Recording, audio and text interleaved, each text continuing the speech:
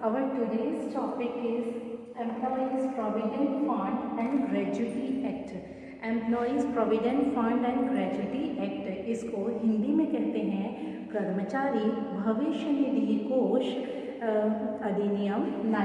इसका कर्मचारी भविष्य निधि कोष अधिनियम, इसका जो गठन है वो 1952 में इसका गठन किया गया।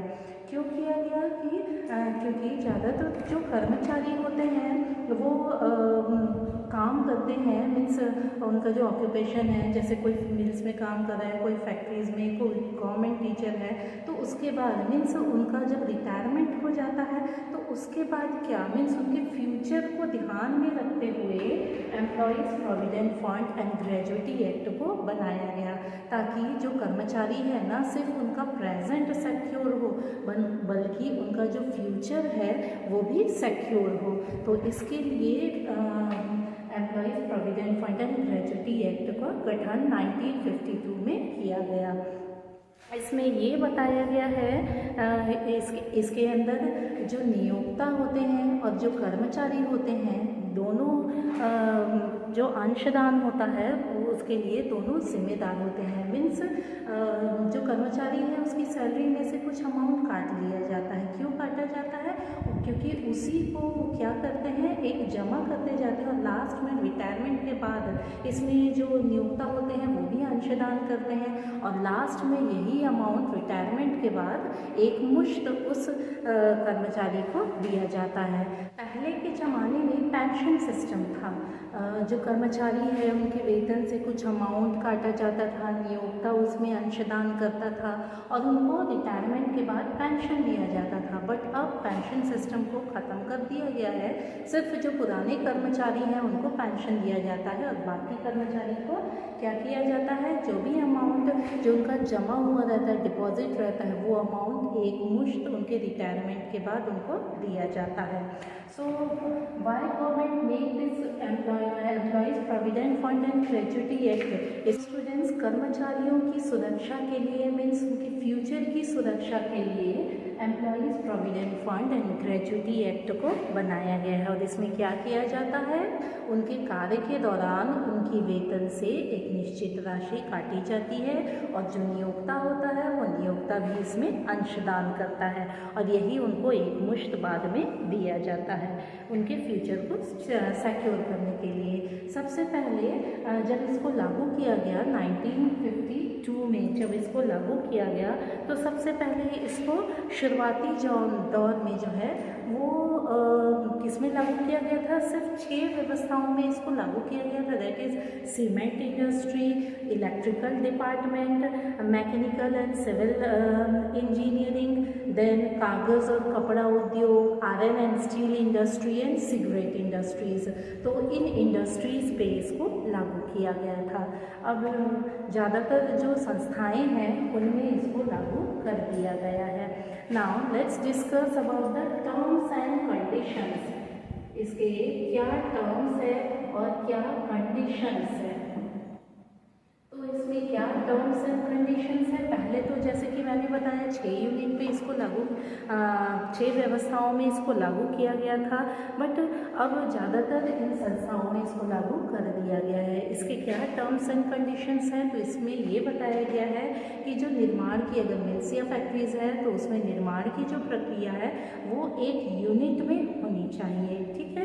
और निर्माण की प्रक्रिया में क्या बनाना चाहिए, मीन्स जो प्रोडक्ट जो गवर्नमेंट ने जो लिस्ट जारी किया है जिसके बारे में बताया गया है तो उसी प्रोडक्ट का निर्माण होना चाहिए, तो उन पर यह लागू होगा। और निर्माण की प्रक्रिया में कम से कम 20 जो कर्मचारी हैं या जो श्रमिक हैं वो कार्यरत होना चाहिए। इसके अंतर्गत 5 जुलाई 2008 को संशोधन किया गया और यह उन पर लागू किया।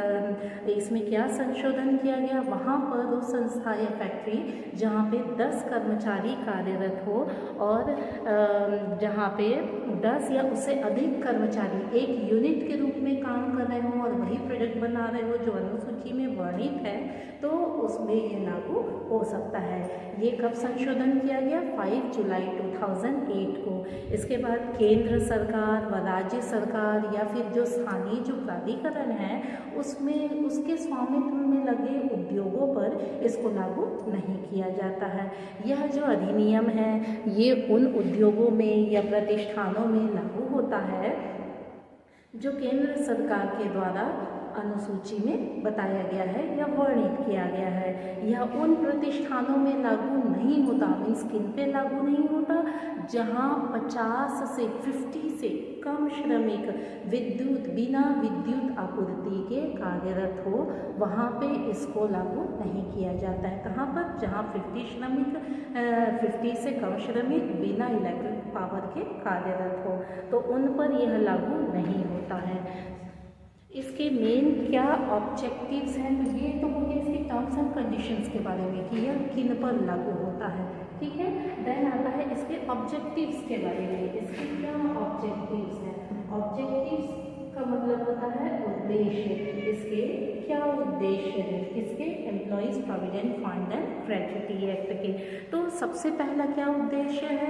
ये नाम से ही समझ में आ रहा है कि जो एम्प्लॉयज़ हैं उनके फ्यूचर को सिक्योर करना, ये इसका सबसे फर्स्ट उद्देश्य है। उनके भविष्य, कर्मचारी के भविष्य को सुरक्षा प्रदान करना, या फिर सेकंड है कि कर्मचारी के मृत्यु हो जाने के बाद, क्योंकि जो वर्कर जो काम कर रहे हैं उस पर उसकी फैमिली डिपेंडेंट है, अगर उस वर्कर को कुछ हो जाता है तो उसके फैमिली का क्या होगा। तो इसी को ध्यान में रखते हुए गवर्नमेंट ने सेकंड ऑब्जेक्टिव बताया है कि अगर कर्मचारी की मृत्यु हो जाती है तो उस पर जो आश्रित है, जो उस पर डिपेंडेंट है, उनको सुरक्षा प्रदान करना, ये सेकंड ऑब्जेक्टिव है। एंड थर्ड है बचत की भावना को विकसित करना। तो ये 3 मेन ऑब्जेक्टिव है। फर्स्ट है सुरक्षा प्रदान करना, मीन्स कर्मचारी को रिटायरमेंट के बाद उसके भविष्य की सुरक्षा प्रदान करना। सेकंड है उसके जो फैमिली मेम्बर्स है उनको उसकी मृत्यु के बाद वर्कर्स के फैमिली मेम्बर्स को सुरक्षा प्रदान करना। एंड थर्ड वन है बचत की भावना को विकसित करना। सो ये 3 मेन ऑब्जेक्टिव्स हैं। ये जो एक्ट है employees provident fund and gratuity act, ये जम्मू कश्मीर के अलावा संपूर्ण भारत में इसको लागू किया जाता है।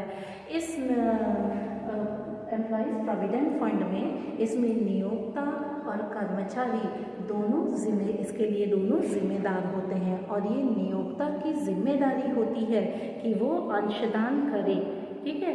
और अगर नियोक्ता जो है सिर्फ कर्मचारी का काटा जा रहा है और नियोक्ता इसमें अंशदान नहीं कर रहा है, तो ये क्या होगा, इसको अगेंस्ट लॉ माना जाएगा, मीन्स नियमों का उल्लंघन माना जाएगा, और ऐसी स्थिति में उस नियोक्ता को दंड भी मिल सकता है। सो स्टूडेंट्स, ये था आपका employees provident fund and gratuity act के बारे में। आई होप आप सभी को ये समझ में आया होगा। Thank you.